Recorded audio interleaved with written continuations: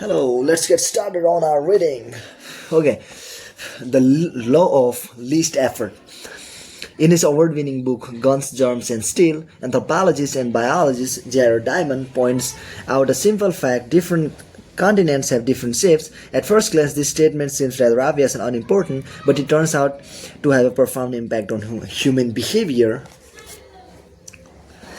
The primary axis of the Americans runs from north to south. The primary axis of the Americans runs from north to south, north to south, north to south, north to south, north to south, north to south, north to south. That is, the landmass of North and South America tends to be tall and thin rather than wide and flat. Rather than fat. The same is generally true for Africa. Meanwhile, the landmass that makes of Europe, Asia, and Middle East is the opposite. This massive stretch of land tends to be more east-west in shape. According to Diamond, this difference in shape played a significant role in the spread of agriculture over the centuries. When agriculture began to spread around the globe, farmers had an easier time expanding along east-west routes than along north-south ones. This is because locations along the same latitude generally share similar climates, amounts of sunlight and rainfall, and changes in seasons. These factors allowed farmers in Europe and Asia to domesticate a few crops and grow them along the entire stretch of the land from France to China. The shape of human behavior: east-west orientation, north-south orientation. The primary axis of Europe and Asia is east-west. The primary axis of America and Africa is north-south. This leads to a wider range of climates up and down the Americas than across Europe and Asia. As a result, agriculture spreads nearly twice as fast across Europe and Asia than it did elsewhere. The behavior of farmers, even across hundreds of thousands of years, was constrained by the amount of friction in the environment. By comparison, the climate varies greatly when traveling from north to south. Traveling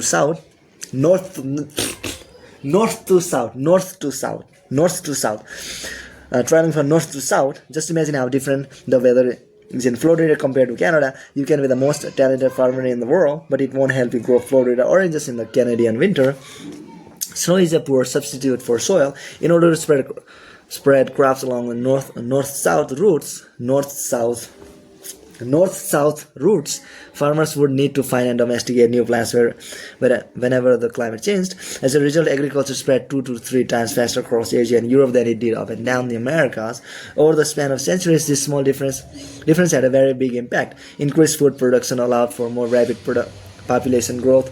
With more people, these cultures were able to build stronger armies and were better equipped to develop new technologies. The changes started out small: a crop that spread slightly farther, a population that grew slightly faster, but compounded into substantial differences over time. The spread of agriculture provides an example of the third law of behavior change on a global scale.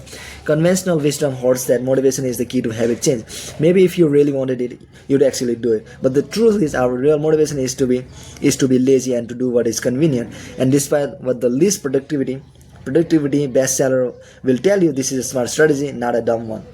Energy is precious, and the brain is wired to conserve it whenever possible. It's human nature to follow the laws of least effort, which states that when deciding between two similar options, people will naturally gravitate towards the option that requires the least amount of work. For example, expanding your farm to the east where you can grow the same crops rather than heading north where the climate is different. Out of all the possible actions, we could take the one that is realized is the one that delivers the most value for the least effort. We are motivated to do what is easy.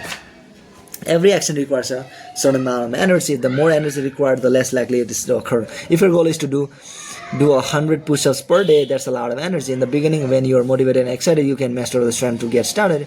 But after a few days, such a massive efforts feel exhausting. Meanwhile, sticking to the habit of doing push-ups per day requires almost no energy to get started.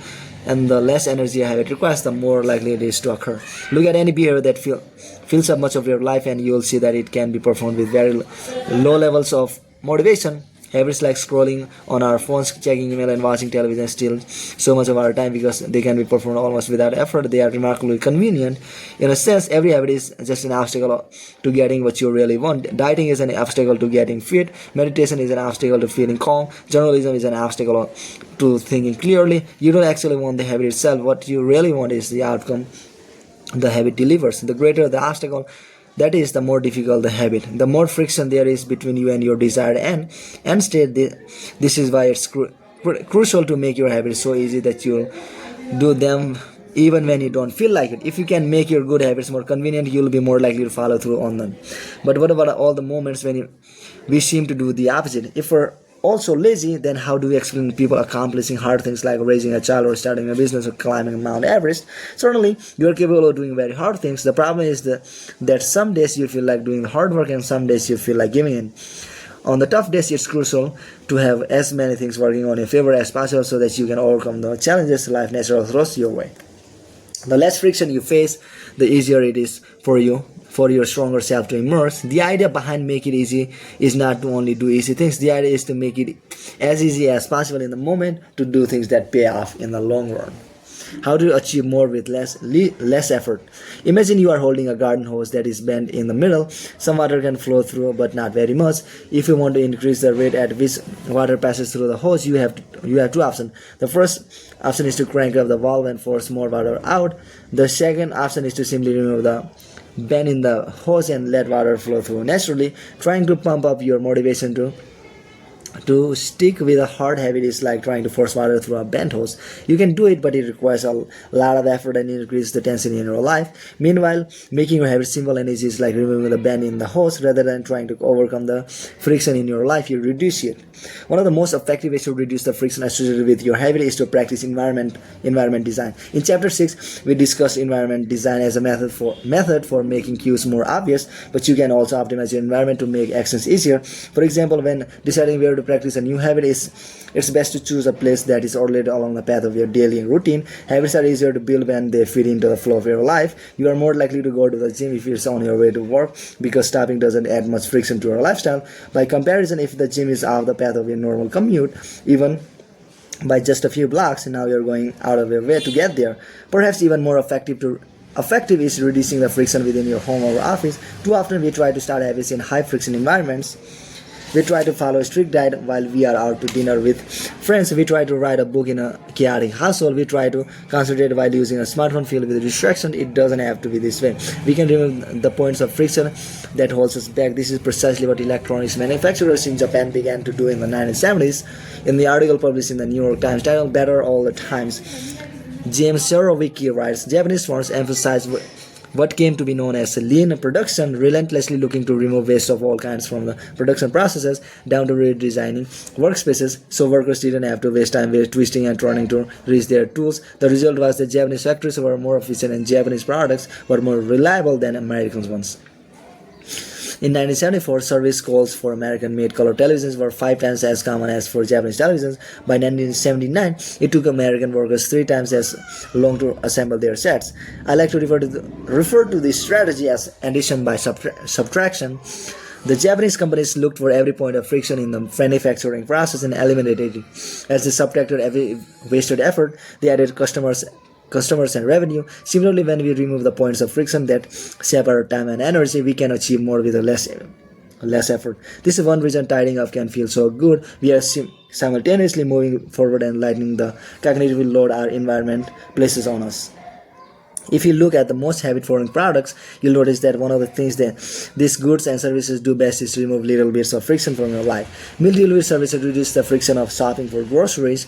Dating apps reduce the friction of making social introductions. Ride-sharing services reduce the friction of getting across town. Text messaging reduces the friction of sending a letter in the mail. Like a Japanese television manufacturer redesigning their workspace to reduce wasted motion, successful companies design their products to automate, eliminate, or simplify as many steps as possible.